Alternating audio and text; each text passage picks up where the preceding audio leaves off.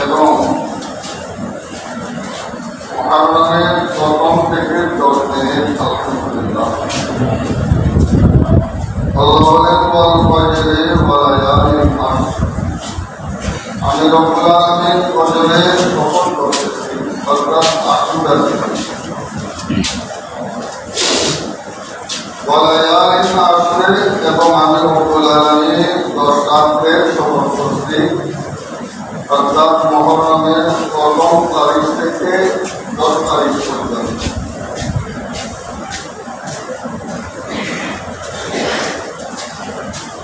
এই জন্য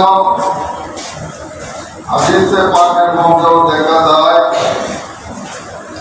এই 10 দিনের বিশেষ ফজিলত আল্লাহর মাহবুব নবী হাদিসে পাকের মধ্যে ইরশাদ করেছেন যেমন একজন সাহাবী আল্লাহর মাহবুব নবীর দরবারে আরজ করলেন, ইয়া রাসূলুল্লাহ, আমি যদি রমজানের পরে শ্রেষ্ঠ দিনে রোজা রাখতে চাই তাহলে কোন দিনগুলোতে রাখবো? আল্লাহ মাহবুব নবী হাদিসে পাকের মধ্যে ইরশাদ করলেন, তুমি মুহররমের প্রথম 10 দিনের রোজা রাখো। আল্লাহ পাক রব্বুল আলামিন কোরআনে পাকে সাথে আল্লাহর মাহবুব নবী হাদিসে পাকের মধ্যে এই 10 দিনের বিশেষ ফজিলত বর্ণনা করেছেন। কারণ এই মুহররমের 10 তারিখের সাথে পৃথিবীর সৃষ্টির সূচনা এবং সৃষ্টির সমাপ্তি এই 10 তারিখে। আল্লাহ পাক রব্বুল আলামিন পৃথিবীর জমিনে সর্বপ্রথম রহমত নাযিল করেছেন আশুরা দিনে। হযরত সাইয়্যিদনা আদম আলাইহিস সালামের তওবা আল্লাহ কবুল করেছেন এই আশুরা দিনে। হযরত সুলাইমান আলাইহিস সালামের হুকুমত আবার ফেরত দিয়েছেন এই আশুরা দিনে। হযরত নূহ আলাইহিস সালামের সৃষ্টি তুফানের পরে আবার সুউদি পাহাড়ে স্থির হয়েছেন এই আশুরা দিনে। হযরত ইউসুফ আলাইহিস সালাম জেলখানা থেকে নেজাত এই আশুরা দিনে। ইয়াকুব আলাইহিস সালামের চোখের দৃষ্টি আবার ফেরত দিয়েছেন আল্লাহ এই আশুরা দিনে। মুসা আলাইহিস সালামের নীল নদীকে পার করে নিয়ে নেজাত দেওয়া, ফেরাউনকে ডুবাই দেওয়া এই আশুরা দিনে। এই জন্য হাদিসে পাকের মধ্যে আছে রাসূল পাক সাল্লাল্লাহু আলাইহি ওয়াসাল্লাম যখন মক্কায়ে মুআজ্জামায় ছিলেন, কানা ইয়াসুমু কুরাইশুন ফি জাহিলিয়্যাত যুগে কুরাইশরা রোজা রাখত। আল্লাহর মাহবুব নবী বলেন এই আশুরাকে আল্লাহর মাহবুব নবীও রেখেছেন। যখন মদিনায় পাকে হিজরত করলেন, আল্লাহর মাহবুব নবী দেখলেন ইহুদিরা এই আশুরার দিন রোজা রাখে। আল্লাহর মাহবুব নবী জিজ্ঞাসা করলেন, তোমরা কেন এই আশুরার দিন রোজা রাখে? তারা বললেন, এই দিন আমাদের নবী মূসা আলাইহিস সালাম ফেরাউনকে আল্লাহ নীল নদী পার করে নেজাত দিয়েছেন এবং ফেরাউন তার বাহিনীকে ধ্বংস করেছেন। এই খুশিতে আমরা রোজা রাখি। আল্লাহর মাহবুব নবী বললেন, ওয়ানাহনু আওলা বিমূসা মিনকুম, তোমাদের চেয়ে মূসা আলাইহিস সালামের জন্য ব্যাপারে আমরা বেশি হকদার, বেশি কাছে। এই কারণে আল্লাহর মাহবুব নবীও রোজা রেখেছেন এবং সাহাবায়ে কিরামকেও রোজা রাখার আদেশ দিয়েছেন। এবং রমজানের রোজা ফরজ হওয়ার পূর্বে এই আশুরা রোজা ফরজ ছিল। যখন রমজানের রোজা ফরজ হলো, আশুরার রোজা মনসুখ হয়ে গেল। মনসুখ হয়েছে ফরজিয়া ফরজ, সুন্নিয়ত অর্থাৎ সুন্নত কি হয় না, মনসুখ হয় না। এই জন্য আশুরার দিনে রোজা রাখা, একটা তার সাথে আগে পরে কমপক্ষে 2টা রাখা, এটাই হলো সুন্নাত। তাতে ইহুদিদের সাথে সদৃশ্য মুসাফাহা। কারণ হাদিসের পাকের মধ্যে আছে মান তাশাফফাআ বিকওমিন ওয়া হুয়া মিনহুম। রোজা রাখা ভালো, তবে একটা রাখা যদিও ভালো ইবাদত, কিন্তু সদৃশ্য হয়ে যাবে কার সাথে? ইহুদিদের সাথে। এই জন্য ভালো হলে ওইটা ভালো। এই জন্য কমপক্ষে 2টা আগে 9, 10 অথবা 10, 11, আর 3টা রাখতে পারলে আর 2টা বেশি রাখতে পারলে আরো ভালো। কারণ হাদিসের পাকের মধ্যে আছে রাসূল পাক সাল্লাল্লাহু আলাইহি ওয়াসাল্লাম 4টা জিনিস কখনো ত্যাগ করেননি আল্লাহর মাহবুব নবীর জীবনে। একটা হলো আশুরা রোজা। আল্লাহর মাহবুব নবী দুনিয়ার বিপদদশায় কোনদিন ত্যাগ করেন। আর একটা হলো ফজরের পূর্বে 2 রাকাত সুন্নাত। এগুলি আল্লাহর মাহবুব নবী কোনদিন ত্যাগ করেন। আরেকটা হলো আইয়ামে বীজ, অর্থাৎ প্রতি মাসে 13, 14, 15 তারিখের রোজা। এগুলি আল্লাহর মাহবুব নবী কোনদিন ত্যাগ করেন। আমাদেরকে আল্লাহ পাক রব্বুল আলামিন এই সুন্নাতগুলো পালন করার আল্লাহ তৌফিক দান আমিন। আল্লাহ পাক রব্বুল আলামিন এই দুনিয়ার সূচনা যেভাবে আশুরা আবার সমাপ্তি আশুরা, এটাকে আশুরা বলা অনেক কারণ। একটা হলো মুহররমের 10 তারিখ হিসেবে, আরেকটা হলো এটাকে আশুরা বলার কারণ হলো আল্লাহর মাহবুব নবী উম্মতদেরকে আমাদেরকে এই আশুরার দিনে আমাদের আল্লাহ পাক রব্বুল আলামিন আমাদেরকে বিশেষ নিয়ামত আল্লাহ আল্লাহর নিয়ামতের বিশেষ নাই, কিন্তু আল্লাহ বিশেষ 10টা নিয়ামত দিয়েছেন, তার মধ্যে একটা কি আশুরা। অথবা আল্লাহ 10 জন নবীকে বিশেষ নিয়ামত দিয়েছেন, সেই নিয়ামত গুলোর মধ্যে ওই 10টা নিয়ামতের মধ্যে একটা নিয়ামত কি আশুরা। হাদিসে পাকের মধ্যে আছে রাসূল পাক সাল্লাল্লাহু আলাইহি ওয়াসাল্লাম ইরশাদ করেন যে আন্নাহু আশরুল কারামাত আল্লাতী আকরামাল্লাহু বিহাদিহি উম্মাতিহি। আশুরা বলার কারণ হবে এদিকে আল্লাহ যেই 10টা নিয়ামত আল্লাহ দান করেছেন আমাদের জন্য, তার মধ্যে একটা কি আশুরা, 10ম। 1 নম্বর হলো রজব, এটাকে আল্লাহ মাহবুব নবী হাদিসের পাকের মধ্যে শাহরুল্লাহ, আল্লাহর মাস বলেছেন। একটা 2 নম্বর হলো শাহরুল শাবান, শাবান মাস, সেই মাসের মধ্যে লাইলাতুল বারাত, যে মাসে আল্লাহর মাহবুব নবী সমস্ত মাসের মধ্যে এমন ফজিলত আল্লাহর মাহবুব নবী বলেন যেভাবে উম্মতের উপর আমার ফজিলত সুবহানাল্লাহ। 3 নম্বর হলো শাহরুল রমজান, রমজানের। 4 নম্বর হলো লাইলাতুল কদর, যেই ব্যাপারে আল্লাহ বলেছেন খায়রুম মিন আলফি শাহর। 4 নম্বর কেরামত আমাদের জন্য। 5 নম্বর হলো ইয়াউমুল ফিতর, যেটাকে আমরা পুরস্কারের দিন ইয়াউমুল জায়জা। এরপর আইয়ামুল আশর, জিলহজ মাসের 10 দিন। এরপরে ইয়াউমে আরফা, এরপরে ইয়াউমুন নাহর, এরপরে ইয়াউমুল জুমআ, যেটাকে রাসূল পাক সাল্লাল্লাহু আলাইহি ওয়াসাল্লাম সাইয়্যিদুল আইয়ামে ইয়াউমুল জুমআ। যত দিন আছে তার মধ্যে শ্রেষ্ঠ দিন হচ্ছে ইয়াউমুল জুমআ, কারণ এই দিন সৃষ্টি সূচনা আশুরার দিন ইয়াউমুল জুমআ ছিল, আবার যে দিন সমাপ্ত হবে সেই দিনও কি ইয়াউমুল জুমআ থাকবে। এবং এটাকে আল্লাহর মাহবুব নবী আমাদের গরিবের জন্য ইয়াউমুল ঈদ, ইয়াউমুল হজ এটা বলছেন আল্লাহ পাক রব্বুল আলামিন। এরপরে ইয়াউমুল আশুরা। 10 নম্বর আমাদেরকে যে ফজিলত 10টা জিনিসের মধ্যে, তার মধ্যে হলো ইয়াউমুল আশুরা, তার সওমু কাফারাতুল তার রোজা এক বছরের রোজা সমান আমি তুলে দিলাম।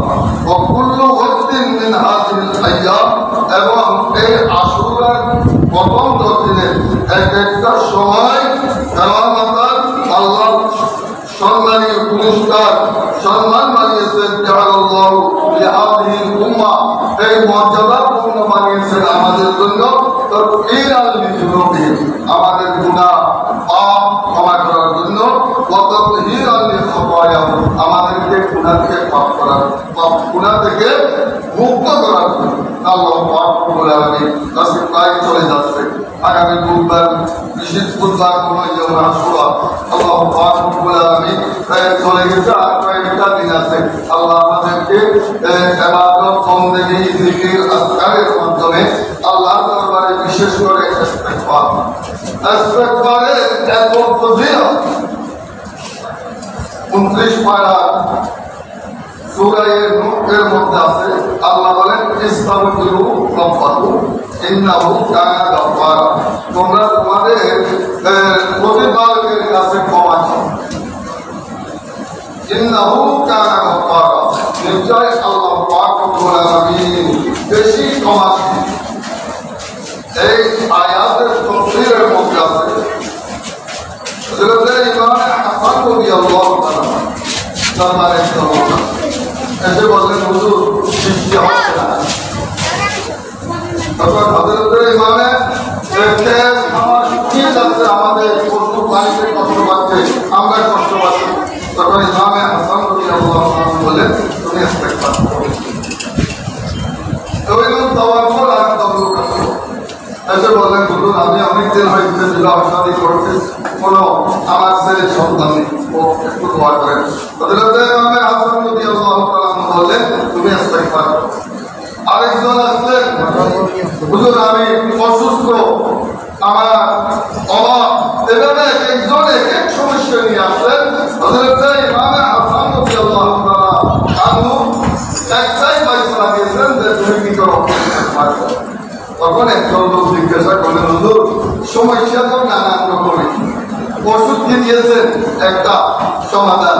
তখন ইমামে হাসান রাদিয়াল্লাহু তাআলা বলেন, এটা আমি বলছি না, এটা আল্লাহ বলেছেন। আল্লাহ বলেছেন ইস্তাগফিরু রাব্বাকুম ইন্নাহু কানা গাফফারা, তোমরা আল্লাহর কাছে ইস্তেগফার করো, আল্লাহর কাছে গুনাহ মাফ চাও। এরপর আল্লাহ বলেন ইউরসিলিস সামাআ আলাইকুম মিদরারা, আল্লাহ তোমাদেরকে রহমতের দৃষ্টি দিবেন। আলহামদুলিল্লাহ, সেজন্য আমি বলছি এই যে গত কিছুদিন পূর্বে যখন আমাদের দেশে হয়েছে, আমরা অনেকে করেছি, এটা আল্লাহর ওয়াদা। যখন বান্দা আল্লাহর কাছে ইস্তেগফার করে, ক্ষমা চায়, কান্নাকাটি করে, আল্লাহ দিবে। ওয়ায়ুমদিদুকুম বিআমওয়ালিকুম ওয়া বানিনা, এখন আল্লাহ তোমাদেরকে ধন সম্পদ দিবেন, অভাব দূর করে দিবেন। ওয়া বানিনা, কারো ছেলে হচ্ছে না, সে যদি খালেস অন্তরে আল্লাহর দরবারে ইস্তেগফার করে, অবশ্যই আল্লাহ দিবেন সন্তান দান করে। আল্লাহ অনেক বলছেন, ছেলে সন্তানের কথা বলছেন, ছেলে দিলে তো মেয়ে তো দিবে। আলহামদুলিল্লাহ, আল্লাহর কাছে কিছু এখানে যেহেতু সাধারণ ভাবে আল্লাহ বলছেন আর-রিজালু কাওয়ামুনা আলান নিসা, পুরুষেরা নারীদেরকে পরিচালক নেতৃত্ব দিবে, সে ফজিলত হিসাবে বলেছেন। না হয় ওয়ালিন থাকলে বলা তো থাকবে সেখানে। আল্লাহ বলছেন যে তোমরা যদি আমার কাছে ইস্তেগফার করো, আমি রব্বুল আলামিন তোমাদেরকে ছেলে মেয়ে কাজে অক্ষম করব। ويجعل لكم جنات ويجعل لكم أنهارا, তোমাদেরকে জান্নাত দান করব, তোমাদেরকে খাবার পানি দিয়ে আমি রব্বুল আলামিন ভরপুর করে দেব। আলহামদুলিল্লাহ, কিন্তু কথা হলো আমাদের অন্তরে এবং মুখের পবিত্রতার অভাব। আল্লাহ বলেছেন উদউনি আস্তাজিব লাকুম, তোমরা আমি রব্বুল আলামিনের কাছে যাও, দোয়া করো, আমি রব্বুল আলামিন তোমাদেরকে সাড়া দিব। আল্লাহর কাছে তো কোনো কিছু নাই, মিথ্যা পরিবর্তনের কিছু নাই। আল্লাহর কথা বলতে অবশ্যই আল্লাহ দান করবে। হচ্ছে না কেন? আমাদের কারণে, জবানের কারণে, আমাদের কলবের কারণে। যেমন আল্লাহর মাহবুব নবী দরবারে একজন সাহাবী তার ভাই লোককে নিয়ে আসলেন, এসে বললেন আমার ভাইয়ের পেটের ব্যথা। আল্লাহর মাহবুব নবী বললেন তাকে একটু মধু খাওয়াই দেব। এরপর আমার আসলেন আবার বললেন তাকে একটু মধু খাওয়াই দেব। তখন আমি পরের বারে বললেন যে ইয়া রাসূলুল্লাহ আপনার কথা মতো খাওয়াইছি, কাজ করছে না। তখন আল্লাহর মাহবুব নবী বললেন সাদাকাল্লাহু, আল্লাহ সত্য বলেছেন, যেখানে মধুর মধ্যে সেবা আছে কিন্তু কাযাবা কখনো আসিকা, তোমার ভাইয়ের পেটের সমস্যা। তো আমার আল্লাহ দোয়া করতে বলেছেন, আল্লাহ বলেছেন তোমরা আমি রব্বুল আলামিনের কাছে ইস্তিগফার করো, আমি তোমাদের যেটা হাজত যেটা তোমাদের প্রয়োজন দান করবো। হচ্ছে না কেন? কারণ আমি আমার মুখের পবিত্রতা নেই, আমাদের কলমের পবিত্রতা নেই, আমাদের পেটের কিনে পবিত্রতা নেই, এই জন্য হচ্ছে। হাদিসে পাকের মধ্যে আছে রাসূল পাক সাল্লাল্লাহু আলাইহি ওয়াসাল্লাম ইরশাদ করেন, এই মাসুরা দিন কেউ যদি কোনো দিনকে হাত তুলিয়ে দেয়, দয়া করে মেহেরবানি করে সে গোটা উম্মতের সমস্ত দিনকে মেহেরবানি দয়া জবাব করে। কেউ যদি মুমিন সেবা করে মাসুরা দিন, আল্লাহ তাকে সমস্ত উম্মতের নবীদের সেবা জবাব দেবেন। কেউ যদি মাসুরা দিন চোখে শোকা যায়, তার চোখে আল্লাহ মকমল পর্যন্ত আর খুব দিবে না। এবং হাদিসের ওমান ওয়াসআ আলা রিয়ালি, যে ব্যক্তি আশুরার দিন ভালো খাবার দিয়ে অন্তত তার সামর্থ্য অনুসারে সাধারণ মানুষকে না পারলেও তার পরিবারকে যদি সে ভালো করে খাওয়ায়, আশুরাকে প্রতি সম্মান করে আল্লাহ তাকে পুরো বছরে আল্লাহ বরাকত দান করবেন। হযরত সুফিয়ান আস-সাউরি রাদিয়াল্লাহু আনহু উনি বলতেছেন এই হাদিসের ব্যাখ্যায় তাদের জাদরাব নাও, আমি আল্লাহর মাহবুব নবীর এই হাদিসকে পরীক্ষা করেছি এবং আমি সেইভাবে পেয়েছি আল্লাহর মাহবুব নবীর হাদিস। আল্লাহ রাব্বুল আলামিন আমাদেরকে বিশেষত এই আশুরার সম্মানে বেশি স্মরণীয় আমাদের কাছে কারণ হলো এই আশুরার দিন সৈয়দুল আম্বিয়া ইমামুল আম্বিয়া হুজুর মুহাম্মদুর রাসূলুল্লাহ সাল্লাল্লাহু আলাইহি ওয়াসাল্লামের আদরের জয় নবী হযরত ইমামে হাসান মুস্তাফা হুসাইন মুস্তাফা রাদিয়াল্লাহু তাআলা আনহু তার পরিবারে এমনকি 6 মাসের বাচ্চা ইমামে আলী আসগর সহ মাসুরে কারবালা সহ সপরিবারে শাহাদাত বরণ করেছেন। এই জন্য এটা আমাদের কাছে বেশি স্মরণীয় এবং আহলে বাইতের মহব্বত এবং সাথে সাথে তাদের অনুসরণ আল্লাহ পাক রব্বুল আলামিন আমাদেরকে করার তৌফিক দান করুন, আমিন। হাদিসে পাকের মধ্যে আছে আল্লাহর মাহবুব নবী ইরশাদ করেন,